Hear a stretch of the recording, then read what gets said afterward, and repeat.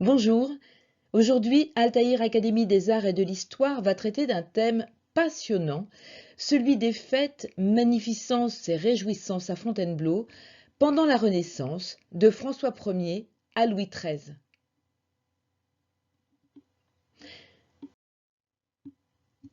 Pendant cette période, existe-t-il une spécificité des thèmes et des réjouissances? C'est la question que nous nous poserons au cours de cet exposé.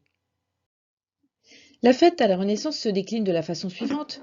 Elle peut être joyeuse, satirique, à caractère populaire et d'ailleurs n'évolue guère en ce sens pendant cette période. Ici, je vous montre un dessin préparatoire de Primatis qui représente une femme à la licorne qui aurait pu être un décor d'un projet de fête. La fête s'organise autour de défilés, de mascarades, de danses, de farces, de vacarmes nocturnes, et les charivaris d'ailleurs sont organisés par des joyeuses sociétés. Il s'agit d'un groupement de personnes d'une même classe d'âge, adolescents, jeunes nobles, notables, enfants de la ville en tout cas. Et ces fêtes s'ancrent dans les temps forts de la vie communautaire humaine ou bien sont liées aux saisons comme la Saint-Jean au solstice d'été. Le carnaval. Le carnaval, le carnaval est un moment de grâce dans la fête où les forces du bien, la Renaissance, triomphent du monde des ténèbres. On renverse les codes sociaux comme la hiérarchie sociale, on transgresse les règles.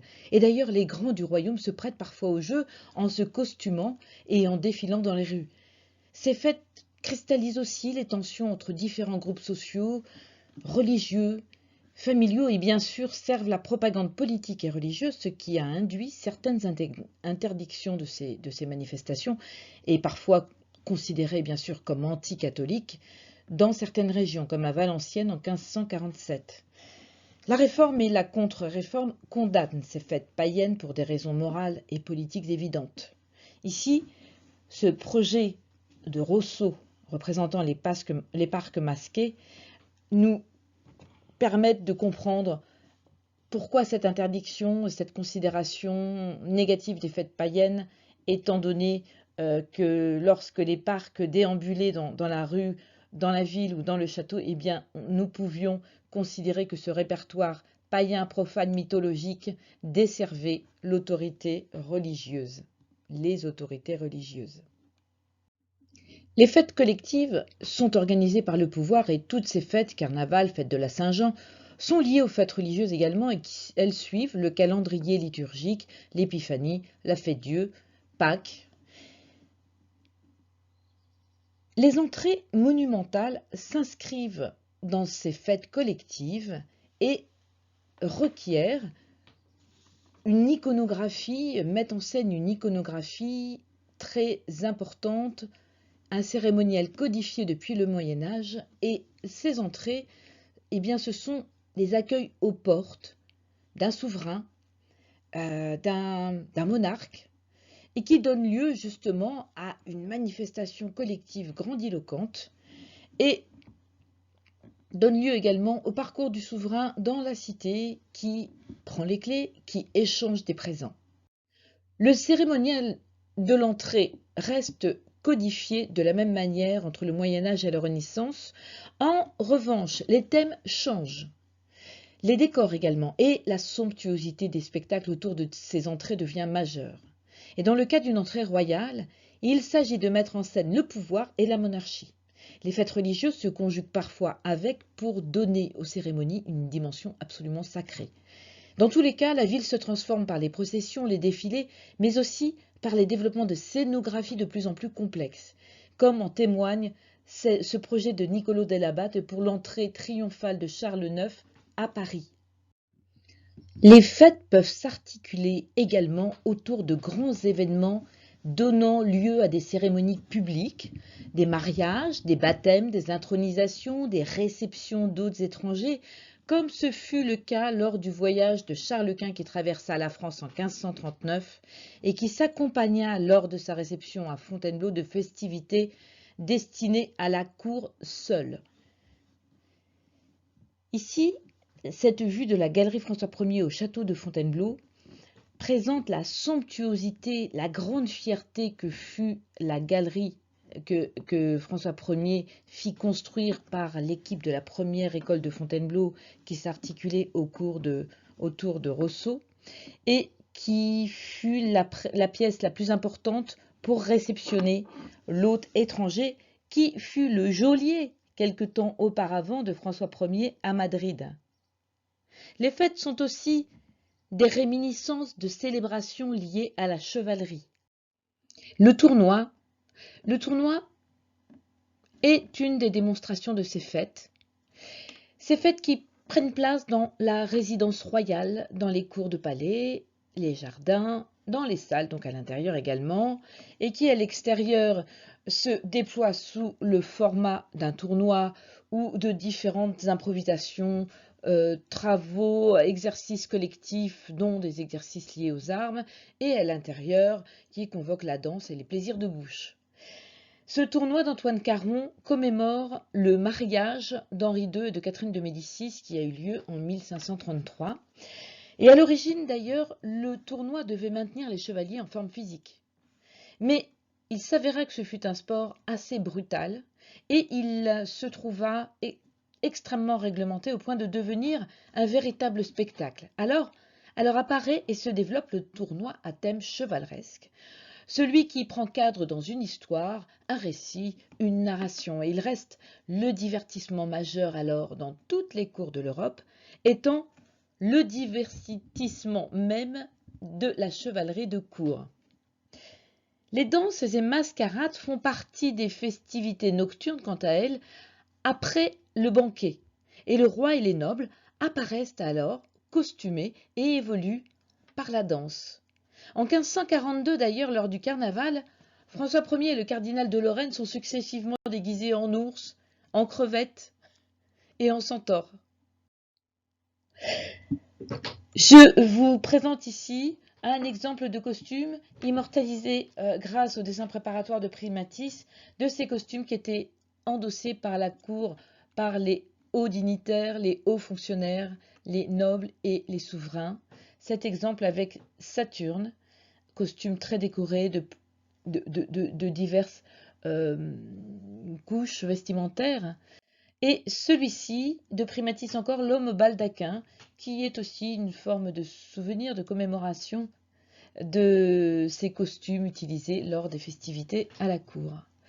Alors, comment se passent et s'organisent ces fêtes? D'abord, où ont-elles lieu? Alors, on l'a évoqué dans les palais, dans la ville et dans les rues. Et concernant les fêtes populaires et collectives, lors des processions et des entrées dans toute la ville dans son intégralité s'en trouve décorée, les murs des maisons se couvrent de draps, de tapisseries et de tentures qui forment de véritables tunnels et il s'agit en fait de prolonger les lieux symboliques de l'église ou du palais même en dissimulant la ville pour conférer à l'espace urbain une dimension sacrée. Alors, on construit des architectures éphémères, des arcs de triomphe, des fontaines, des obélisques, autant de démonstrations artistiques d'ampleur qui vont faire de la maison royale, de ses cours, de ses jardins, qui sont des lieux habituels des fêtes aristocratiques, des endroits grandiloquents où tout sera magnifié. Pour adapter les exigences de ces fêtes au lieu, on construit donc des aménagements ponctuels, des passerelles, des tours, des dais. Tout cela est provisoire, éphémère et disparaîtra après les festivités. Le perdant, qui était un frère trinitaire qui a écrit le Trésor des merveilles, est un véritable chroniqueur de l'époque et nous donne dans ce recueil des témoignages précieux quant à toutes ces architectures éphémères, provisoires et qui ont été détruites juste après la fête. Alors on aménage également des structures à l'intérieur, c'est-à-dire dans les chambres, dans les garde-robes pour accueillir et servir les goûters par exemple. Les salles des fêtes sont dédiées à cet accueil dans le palais du XVIe siècle et elles fleurissent et elles sont réservées aux bals et aux banquets. Et d'ailleurs, nous avons un excellent exemple au château de Fontainebleau avec cette salle de bal qui mesure plus de 300 mètres carrés, avec d'un côté la tribune aux musiciens qui nous accueille, et de l'autre côté une sorte d'estrade que l'on appelait tribunal, qui servait à accueillir, quant à ce tribunal, cette estrade, la personne du roi. Qui étaient les acteurs de ces festivités? Eh bien, toute la cour, le roi, la reine bien sûr, le peuple aussi. Beaucoup d'intervenants se croisent pour l'organisation de ces fêtes grandioses. Les programmes d'ailleurs sont de plus en plus complexes et sont pris en charge par des personnes, des spécialistes, des conseillers, des humanistes. Dans le cadre des entrées par exemple, ou des fêtes de cour, les plus grands érudits se mettent à l'œuvre et ces manifestations éphémères sont immortalisées par des livrets édités pour l'occasion, qui servent de chroniques précieuses aujourd'hui, bien évidemment, pour les chercheurs, les étudiants et tous les amateurs. Ils peuvent éclairer sur des sujets qui sont restés opaques jusqu'à présent, difficiles à comprendre, et grâce à ces sources, eh bien, les explications iconographiques, la plupart du temps, peuvent enfin lever un voile sur un certain nombre d'explications. Les décors en matériaux sont peu coûteux. On trouve du bois, du plâtre, des toiles peintes et tout cela disparaît donc une fois que la fête est terminée. L'Antiquité est convoquée, toujours présente, triomphe à la romaine, arc de triomphe. Il s'agit souvent de glorifier le monarque par la métaphore de César. La modernité est à l'œuvre et les nomachies, comme celle que nous présente ici Israël Sylvestre, qui date du XVIIe siècle, qui consiste à occuper par des réjouissances, des fêtes, des activités sur tous les plans d'eau des châteaux, sont d'actualité alors. Ici, une autre nomachie, immortalisée cette fois par Antoine Caron, faite sur l'eau à Fontainebleau, et dont ce dessin préparatoire, cette commémoration, oui, probablement un dessin préparatoire, nous permet d'en constater toute l'ampleur. Quelle fonction ont ces fêtes?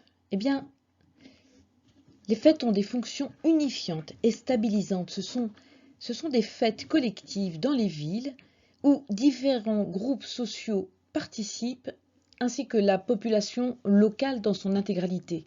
Les artistes et les artisans sont sollicités et la population apparaît dans certains tableaux même.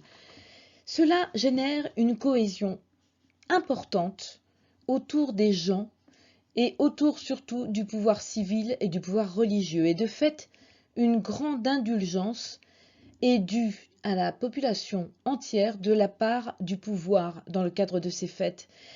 Et cela démontre bien leur caractère salutaire. Elles stabilisent, elles exorcisent même, jouant un rôle catharsistique. Toutes ces cérémonies sont offertes par la cité aux souverains. Elles peuvent ainsi obtenir profit et avantages. Nous sommes dans l'Ancien Régime. Rappelons-nous que les décrets royaux, les ordonnances royales ont un impact très très important sur la population et la vie de la cité. Soucieuse, bien sûr, cette population de la ville est de plaire au roi. Les oligarchies urbaines déploient alors des programmes décoratifs complexes et font appel à des lettrés, des érudits parmi les plus importants. Et les images sont parfois moins efficaces que lorsque la propagande se fait aussi par des gestes, comme on l'a déjà dit. Pourquoi la remise des clés? Pourquoi un cortège où le roi se tient sous un dé? Pourquoi cet aspect militaire, martial, triomphal, mais aussi esthétique, beau? Pourquoi tout cet imaginaire par une métamorphose incroyable d'un paysage urbain entier? Eh bien, tout cela pour plaire au roi, tout cela pour établir une cohérence entre tous. Nous allons à présent nous focaliser sur les fêtes à Fontainebleau. Les fêtes, les carousels, les chasses, les promenades en forêt, tout cela s'organise au cours des grands événements comme la venue, le séjour de Charles Quint en 1539, que l'on a évoqué tout à l'heure, du 24 au 30 décembre. Des escarmouches en lisière de forêt, des tournois aux portes du château où l'entrée se fit par un arc de triomphe élevé ici pour l'événement, ainsi qu'une tribune de musiciens et de chanteurs, d'un arc de triomphe orné de trophées et enrichi de peintures, qui représentait le roi et l'empereur vêtus à l'antique, accompagnés de la paix, de la concorde par exemple. Charles Quint dormait dans la chambre du pavillon des Poêles selon le perdant qui nous a livré un témoignage extraordinaire de son époque dans son recueil. Mais avant tout, je vais vous montrer où se trouvait ce pavillon des Poêles, à l'extrémité de la galerie d'Ulysse, qui bordait d'un côté le jardin des Pins et de l'autre côté la grande cour du Cheval Blanc. Ce grand pavillon carré a été reconstruit par Gabriel au XVIIIe siècle sous Louis XV. Oui.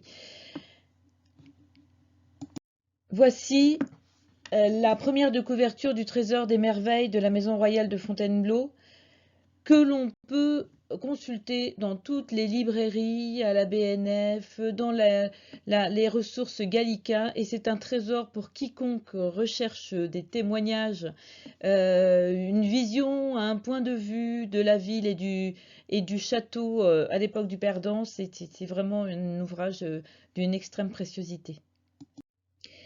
Lors du séjour de Charles Quint, en ce décembre 1539, eh bien, plusieurs festivités donc avaient été éminemment organisées par les proches du roi, et il est une chronique qui dit que, en traversant la grande galerie, François Ier donc, par la terrasse extérieure, outre le riche programme de la dite galerie, le programme iconographique, donc je vous rappelle que cette galerie avait été somptueusement décorée, on peut encore en voir cet extraordinaire décor iconographique actuellement dans le château, sur place.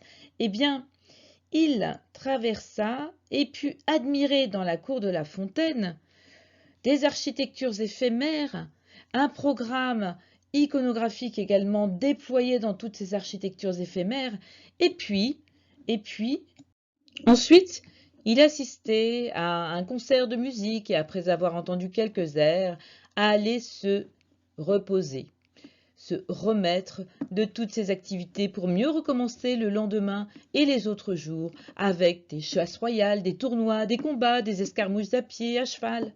Ici, je vous présente une vue de la somptueuse salle de bal du château de Fontainebleau, complètement décorée sous l'égide de Primatis par son équipe dont Niccolo dell'Abate, avec une salle qui, au départ, dont le parti pris sous François Ier était une loggia à l'italienne, comme il en était tant dans les modèles italiens. Puis, ensuite, sous Henri II, avec Philibert de Lorme, le parti changea. Ces grandes arcades sur les côtés furent fermées par des grandes fenêtres, et la voûte qui devait être supportée par ces consoles qui sont restées comme éléments décoratifs de part et d'autre de l'axe central, devait supporter une voûte qui finalement a été oubliée pour ce parti pris du plafond à caisson. La salle de bal au départ était une salle destinée au plaisir, à la danse, mais très vite, dès le XVIIe siècle, elle perdit cette fonction et devint salle des gardes. Puis, elle a retrouvé cette fonction lors du mariage de Louis XV, par exemple, lors de la visite de l'ambassade du Siam sous le Second Empire, etc. Ici, une vue sur la tribune de la salle de bal. Lorsque l'on pénètre par l'entrée qui se trouve ici, eh bien, on se trouve dos à cette tribune qui accueillait les musiciens lors des festivités données par la cour. Je voudrais faire une incursion avant d'aborder la question de gros événements politiques à caractère de propagande. Je voudrais aborder la question qui n'en a pas moins un caractère de propagande. La question du carnaval de la reine Catherine de l'année 1564. Ce carnaval suscitèrent des festivités provoquèrent des festivités qui durèrent 10 jours, du dimanche 6 février au mardi 15, et qui battent leur plein entre les 13, 14 et 15 février de cette année. Catherine de Médicis, que l'on voit représentée sur cette tenture dessinée par Antoine Caron, sur cet élément de tapisserie, dans un climat de tension, parvient à faire fraterniser catholiques et protestants en 1564 à Fontainebleau. Au milieu de la reine-mère et des demoiselles d'honneur qui jouent un grand rôle, Louis de Condé fut le héros des tournois et mascarades. Ronsard, le narrateur dans le prologue et l'intermède d'une comédie-ballet tirée de l'Arioste et intitulée La Belle Guenièvre, fut également de la fête. Cette comédie-ballet fut jouée par les dames de la cour, les seigneurs, et le dimanche gras après dîner dans la grande salle de bal. L'épilogue de cette comédie, bien évidemment, contient une morale. Le 27 septembre 1601 naissait le dauphin, le futur roi Louis XIII, à Fontainebleau, fils d'Henri le Grand, Henri IV, et de Marie de Médicis, qui enfanta enfin dans le grand salon carré du château dit salon Louis XIII depuis, au bout de 24 heures, au terme de 24 heures de douleur. Le baptême aura lieu le 14 septembre 1606 à Fontainebleau. Et la maladie étant présente à Paris, il valait mieux tenir cet événement majeur lié au baptême des enfants de France en province. On a droit, grâce aux chroniqueurs, à un tableau pittoresque des fêtes publiques. Le légat du pape Paul V, le cardinal de Joyeuse, furent mandatés pour cet événement, et la porte du baptistère, dont je vous montre l'aspect à travers ce dessin préparatoire ancien, était déjà construite et permit l'accès au cadre où se tiendrait la cérémonie. On érigea pour l'occasion des architectures, des ornements qui rivalisaient de préciosité les uns avec les autres. À droite, un banc avec un drap d'or pour accueillir les prélats, les évêques, les cardinaux, les archers. Le cardinal de Gondi devait officier d'ailleurs. À gauche, un emplacement dédié au chancelier, garde des sceaux, conseiller du roi. Et derrière l'autel, une deuxième estrade avec plusieurs marches couvertes de coussins destinés à recevoir le dauphin et ses sœurs. Les fonds baptismaux venaient de Vincennes et appartenaient au trésor de Saint-Denis qui a été réuni, fabriqué lors des premières croisades et étaient ceux dévolus au baptême des enfants de France. Autour de l'autel, les Suisses de la garde tenant chacun à la main une torche ardente et de chaque côté 2 orchestres nombreux de musiciens. Selon un chroniqueur de l'époque, je cite, « La vaste cour était couverte et abritée par un vélum peint, ouvragé et tailladé en certains endroits de figures de dauphins, de chiffres du roi et de la reine et de fleurs de lys. » Je vous montre à présent cette vue de l'actuelle cour ovale, telle qu'on peut la voir lorsqu'on visite le château. Et donc dans cette magnifique cour avec ses larges fenêtres et ses larges baies, eh bien, et puis son vestige, ne l'oublions pas, son vestige du Moyen-Âge qui se trouve ici même, voilà, eh bien, nous pouvions admirer un agencement spectaculaire, des terrasses qui étaient garnies de riches tapis, et où se positionnait l'élite des dames et des seigneurs de la cour. Un peu au-dessus, la multitude des spectateurs assis sur des gradins, parce qu'on avait installé des gradins qui formaient amphithéâtre. Et enfin tout le peuple, de nombreuses personnes, se pressaient sous le vide du préau, qui se trouve à l'opposé du donjon. Et tout cela formait un spectacle animé par de joyeux murmures, de beaucoup de voix, des panaches flottants, l'éclat des pierreries. Et justement, à ce propos, je vous lis une autre description qui est très évocatrice. En cette journée, le temps fut clair et serein, mais les capes galonnées, les toques brodées, les boutons et épées des princes et seigneurs couverts de pierreries éclataient plus que ne le faisait le jour. La seule garde de l'épée du duc d'Épernon valait plus de 300 000 écus. L'ornement et le lustre des dames de la cour étaient admirables. La vue ne pouvait soutenir la splendeur de l'or, ni la candeur de l'argent, ni le brillant des perles et pierreries qui couvraient leurs habillements. Mais surtout, paraissait la robe de la reine, étoffée de 32 000 pierres et 3 000 diamants. cérémonie du baptême s'acheva, un cri fut fait par le premier héros d'armes, « Vive le dauphin de France !»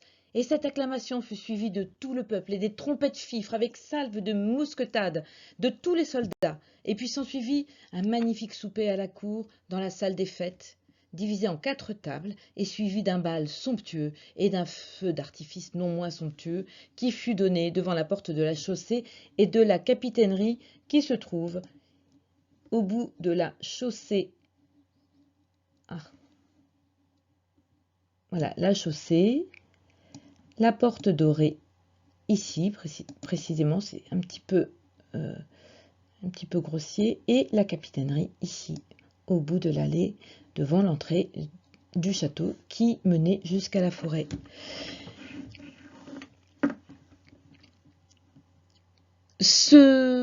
Cet emplacement donc accueillit le feu d'artifice somptueux et un grand édifice représentant un château enchanté fut construit sous l'égide, sous la houlette de Monsieur de Sully, qui l'avait fait construire, rempli de fusées et autres artifices. Le lendemain se passa à Cours-la-Bague, où le roi, avec son adresse ordinaire, l'emporta sur tous. Étaient présents princes, grands officiers de la couronne, dames de haut parage, les unes à cheval, les autres dans de vastes coches, et on y voit des gardes, des paysans, des piqueurs, tous offrant jusque dans les plus petits détails des costumes si variés et si pittoresques inhérents à cette époque-là.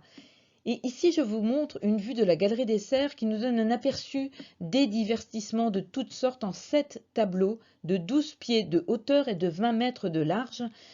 Vêtus et accompagnés de quelques seigneurs et de ses veneurs, illustrent la chasse au sanglier, la grande chasse au cerf sur 2 tableaux, la chasse au lièvre avec les 2 chiens courants, la chasse au renard, la chasse et vol d'oiseaux dite de la fauconnerie.